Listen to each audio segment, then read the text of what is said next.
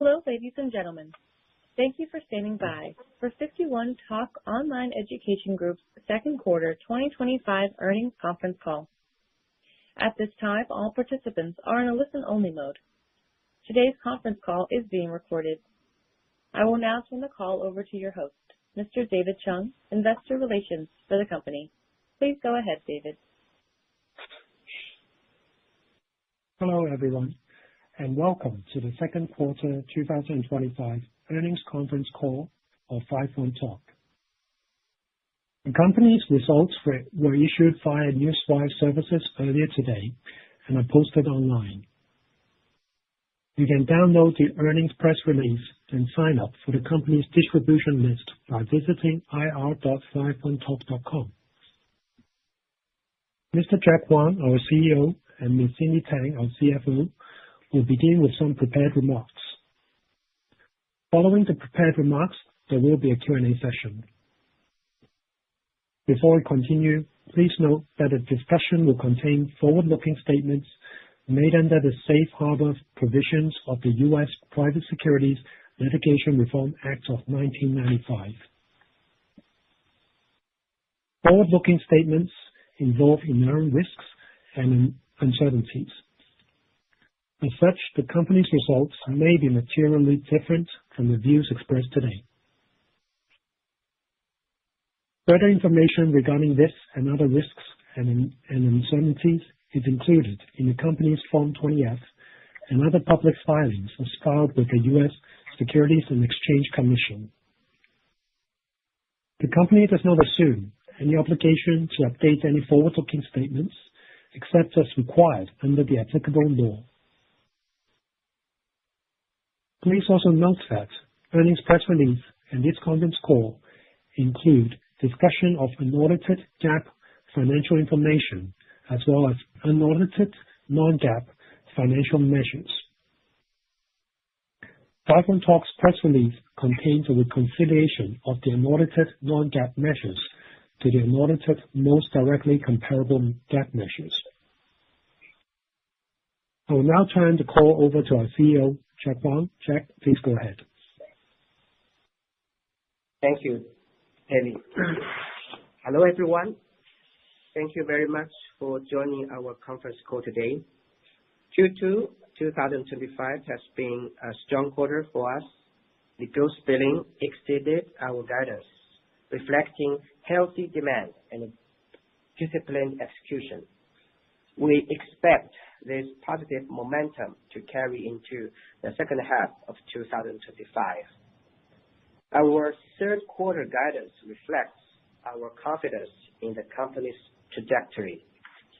We have also deepened our investments in enhancing user experience and service quality. We believe these initiatives will strengthen our competitive position and create durable long-term value for our shareholders. AI remains integral to our strategy and operations, with applications spanning across the company. We remain steadfast in our commitment to developing robust infrastructures and systems necessary to embed AI across our products and processes, with the objective of delivering an exceptional learning experience to our students at scale. With that, I will now turn the call over to Cindy, our CFO. Thank you, Jack. Now let me walk you through our second quarter financial details. Second quarter net revenues were $20.4 million, a 86.1% increase from the same quarter last year, largely driven by the increase of active students with attended lesson consumption. Gross margin for the second quarter was 74.6%. Gross billings grew by 79.7% from the same quarter last year to $28.5 million. Q2 operating expenses were $17.9 million, an increase of 53.5% compared to the same quarter last year. Specifically, This has been driven by Q2 sales and marketing expenses of $12.8 million, a 74.8% increase from the same quarter last year, due to the rise in marketing and branding expenses resulting from marketing and branding activities, as well as higher sales personnel costs related to increases in the number of sales and marketing personnel. Q2 product development expenses were $1.2 million, a 45.5% increase from the same quarter last year. Finally, Q2 general and administrative expenses were $3.9 million, a 39.1% increase from the same quarter last year. Overall, Q2 operating loss was $2.7 million, while net loss attributable to ordinary shareholders was $3 million, a 12.7% and 144.7% increase from the same quarter last year, respectively. Q2 GAAP and non-GAAP earnings per ADS were negative $0.52 and $0.46, respectively. The company's total cash equivalents, and time deposits were $30.9 million at the end of the second quarter. Advances from students were $56.4 million at the end of the second quarter. Looking forward to the third quarter of 2025, we currently expect the net gross billings to be between $36.5 million and $37.5 million. The above outlook is based on our current market conditions and reflects the company's current and preliminary estimates of the market and operating conditions and customer demand, which are all subject to change. This concludes our prepared remarks. We will now open the line for questions. Operator, please go ahead. We will now begin the question and answer session. To ask a question, you may press star, then 1 on your touch-tone phone. If you are using a speakerphone, please pick up your handset before pressing the keys. If at any time your question has been addressed and you would like to withdraw your question, please press star, then 2. You may re-enter the queue if you have further questions. At this time, we will pause momentarily to assemble our roster.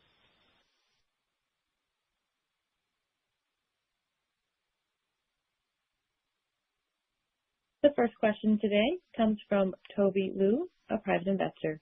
Please go ahead. Dear management team, congratulations for having such a good result. So I have 2 questions. The first question is, I noticed that we have changed the accounting firm to the Ernst & Young. So could you please describe the reasons that why we changed it from Marcum to Ernst & Young? And so what's the consideration behind that? Thank you.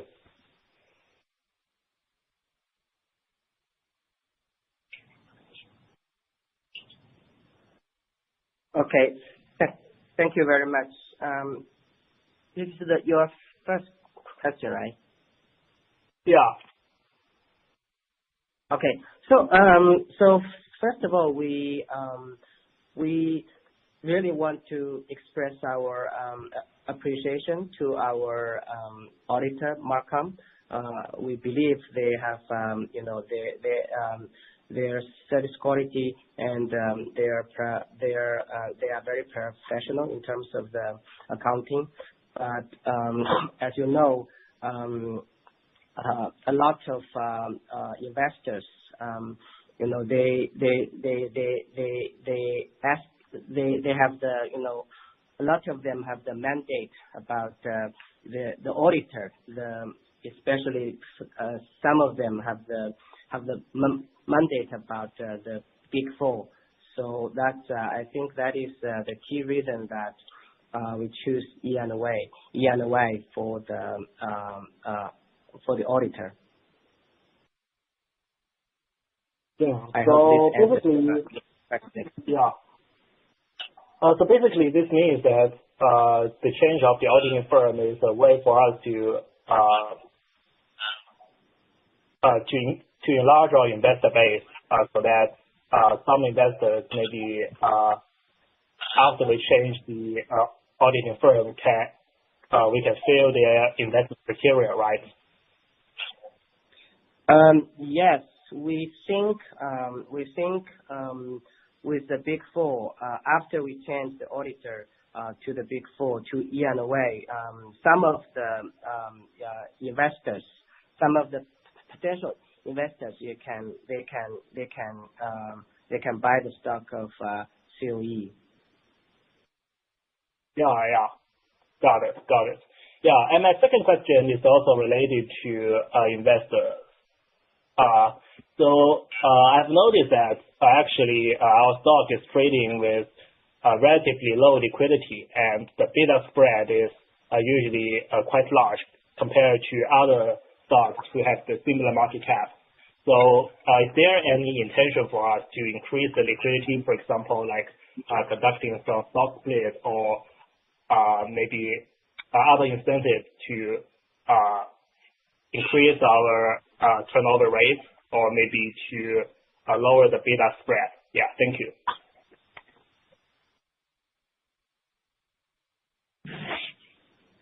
Thank you for your question.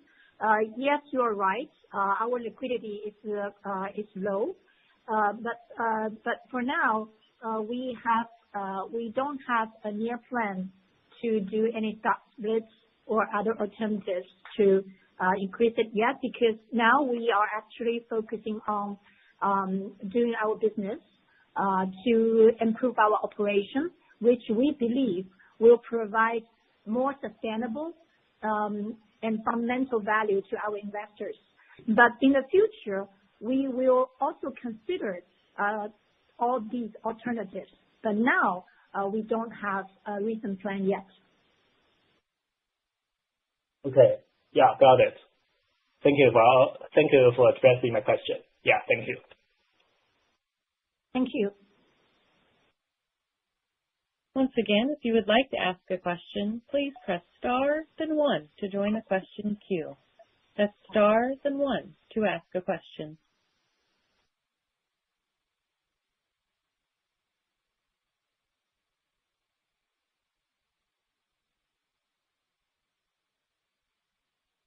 There are no further questions at this time. I'd like to hand the conference back over to the company for any closing remarks. Thank you once again for joining us today.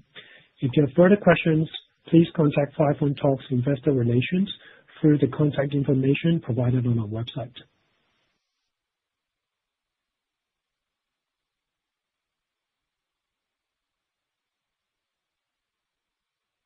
This concludes the conference call. You may now disconnect your lines. Thank you.